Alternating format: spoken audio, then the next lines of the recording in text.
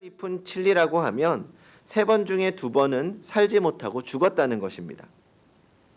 사업가가 지난 최고의 선수 기록을 말하니 지혜자가 이렇게 말합니다.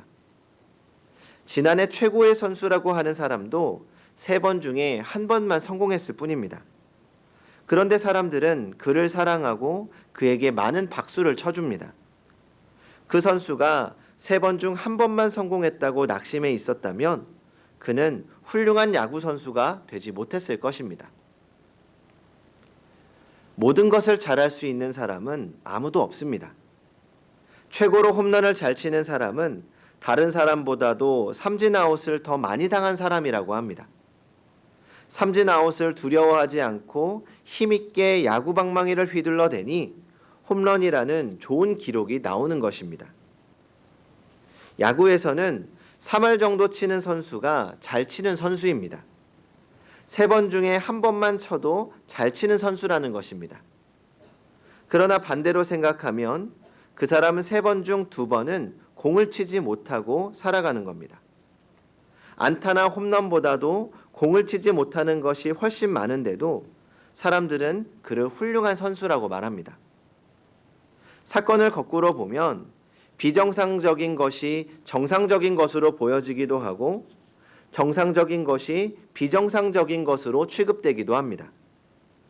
그런데 사실 우리가 살아가다 보면 그런 일들을 참 많이 보게 됩니다. 오늘 우리가 읽은 흔히 불의한 청지기의 비유라고 말하는 이 비유에 등장하는 청지기도 마찬가지입니다. 우리가 볼 때는 전혀 잘한 것이 없는 청지기입니다. 그는 주인의 재산을 낭비했습니다. 그가 낭비한 재산은 자기 것이 아닙니다. 주인의 것입니다. 주인에게 그에게 잘 관리하라고 맡겨준 것입니다. 그는 고용된 청지기일 뿐입니다. 주인의 재산을 잘 관리하도록 고용된 사람일 뿐입니다. 이 고대의 청지기에는 두 종류의 청지기가 있었습니다. 하나는 주인이 자기의 종들 가운데서 똑똑하고 신임할 수 있는 사람을 하나 골라 그 집의 청지기로 삼는 것입니다. 구약 성경에 나오는 이 요셉이 대표적인 사람이죠. 이 요셉은 보디발의 집에 종으로 팔려갔지만 요셉이 지혜롭고 신실하게 일하는 것을 보고 그에게 청지기의 임무를 맡겼습니다. 또 한 종류는 종이 아닌 자유인 가운데서 청지기를 고용하는 겁니다. 마치 오늘날 임시 직원을 고용하는 것처럼 일정한 계약을 통해서 청지기의 직무를 맡깁니다. 오늘 본문에 나오는 청지기는 2번째 경우입니다. 그는 주인과 계약을 했습니다. 모든 청지기가 그렇지만 이 청지기의 가장 큰 임무는 주인의 재산을 잘 관리하는 것입니다. 그런데 오늘 본문에 나오는 청지기는 계약대로 하지 않았습니다. 자신의 임무를 게을리했을 뿐만 아니라 오히려 주인의 재산을 낭비함으로 주인에게 손해를 입혔습니다. 그러니까 이럴 경우 주인과 맺은 계약이 파기되고 또 의도적으로 주인의 재산에 손해를 입혔다면 그에 대한 책임을 져야 합니다. 오늘 본문에 나오는 청지기는 주인의 재산을 잘못 관리했습니다. 1절을 보면 주인의 소유를 낭비했다라고 하는데 이 낭비했다라는 말은 돈이나 재물을 탕진했다고 할 때 사용된 말입니다. 그러니까 누가복음 15장에 나오는 탕자의 비유에서 이 아버지로부터 유산을 미리 물려받아 집을 나갔던 탕자가 허랑방탕하게 다 탕진했다라고 할 때 쓰는 표현이기도 합니다. 그리고 장부도 조작했습니다. 자신이 주인이 아닌데도 이 마치 주인인 것처럼 빚을 탕감해 주었습니다. 청지기는 빚을 탕감해 줄 자격이 없습니다. 주인만이 빚을 탕감해 줄 수 있습니다. 이 청지기는 자기가 주인인 것처럼 행세하면서 장부를 조작했습니다. 그러니까 순전히 자기 살 길을 위해서 주인에게 더 많은 손해를 입힌 것입니다. 자, 그러면 주인의 재산을 탕진했죠. 그리고 종이면서도 주인 행세를 했습니다. 주인의 장부를 조작해서 재산을 축냈습니다. 그리고 주인을 속였습니다.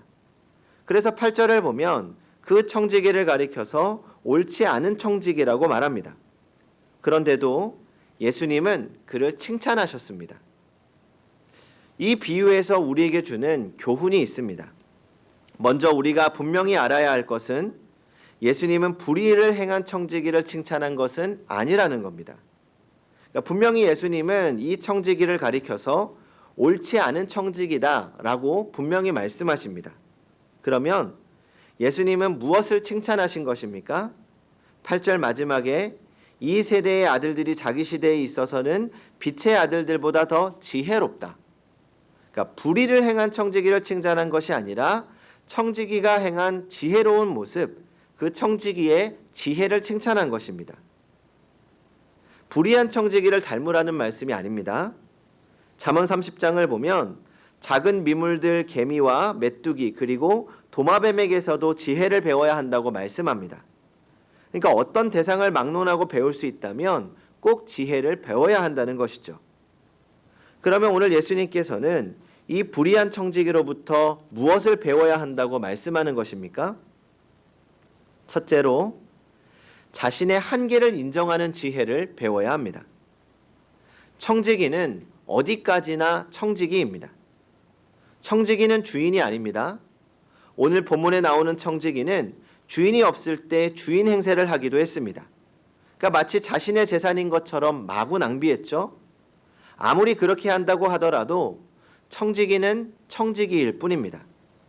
절대 주인일 수 없습니다. 오늘 이 불의한 청지기는 적어도 그 사실만큼은 알고 있었습니다. 그래서 주인이 자신에게 너 청지기직 이제 그만해라. 그러면 자신이 그 자리를 내놓을 수밖에 없다는 것을 알았습니다. 아무리 자신이 그 자리가 좋다고 하더라도 내놓으라고 하면 내놓아야 합니다.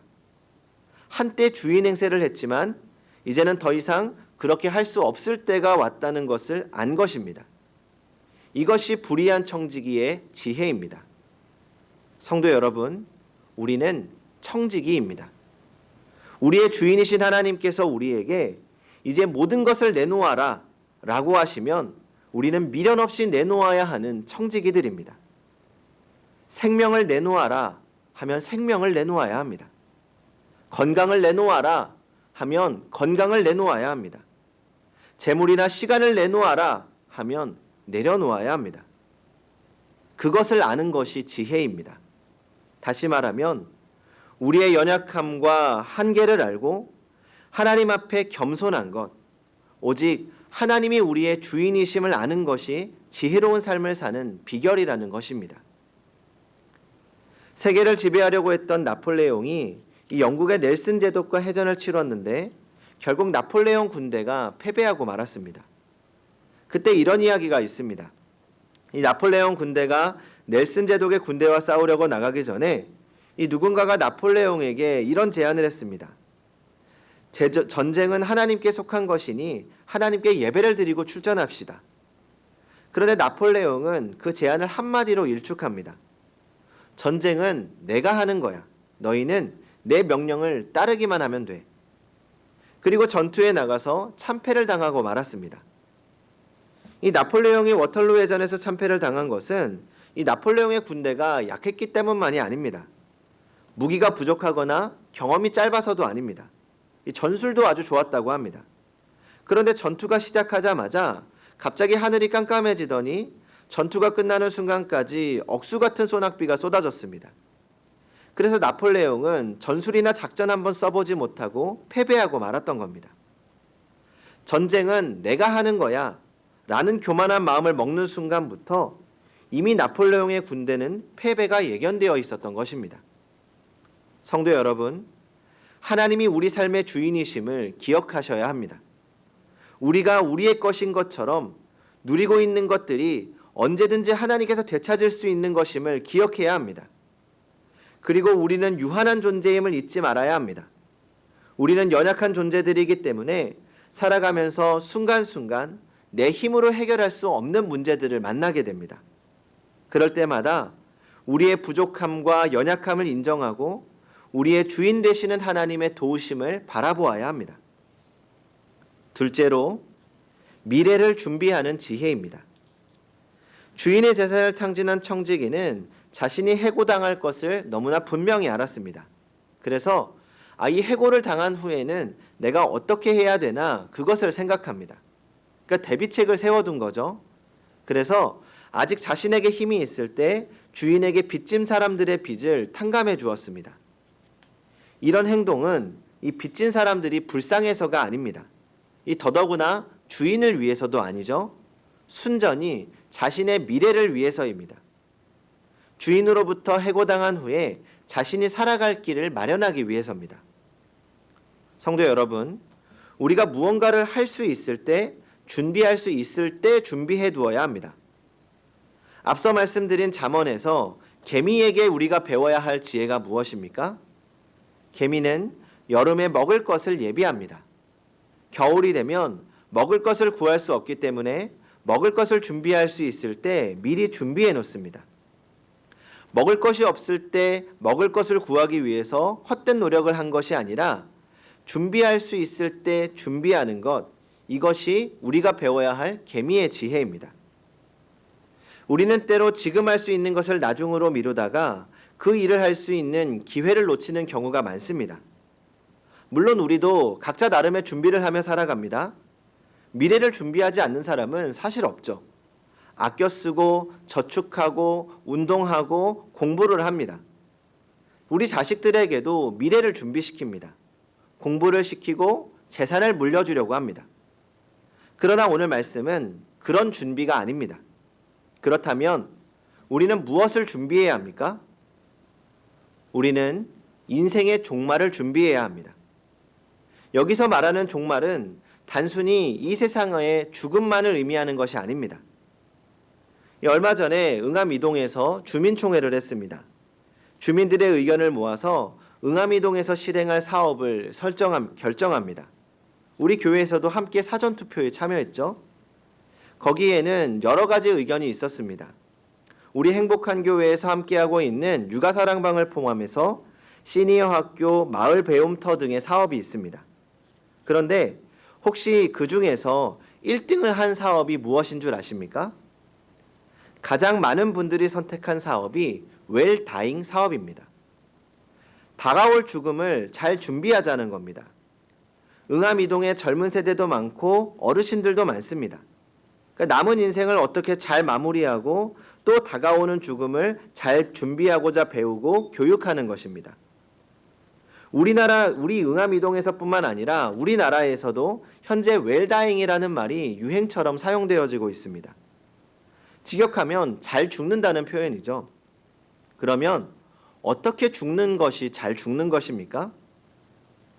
보통 이런 교육은 죽음은 피할 수 없는 것임을 가르치고 죽음 자체에 대해서 의연해지는 것이 먼저입니다. 그리고 마음을 정리하고 세상으로부터 미련을 버리는 교육도 합니다. 그리고 남은 날들을 하루하루 의미 있고 즐겁게 살아가면서 후회를 남기지 않는 것을 교육하는 것이 보통입니다.